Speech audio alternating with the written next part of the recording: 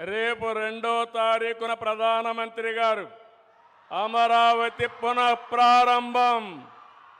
ఈ కార్యక్రమం అదిరిపోయే విధంగా మీరందరూ కూడా రావాలని మీకు కూడా స్వాగతం పలుకుతున్నా.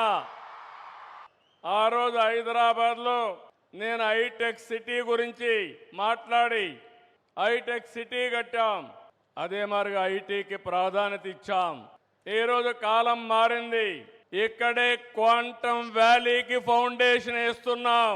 ఇండియాలో మొట్టమొదటిసారిగా ఒకప్పుడు హైటెక్ మాట్లాడితే ఐటీ మాట్లాడితే అర్థం కాలేదు.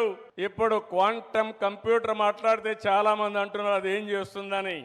ఇప్పుడుండే కంప్యూటర్స్ కంటే 1000 రెట్లు ఫాస్టర్గా ఏది కావాలన్నా క్యాలిక్యులేషన్ చేసే శక్తి క్వాంటమ్ కంప్యూటర్కి ఉంటుంది.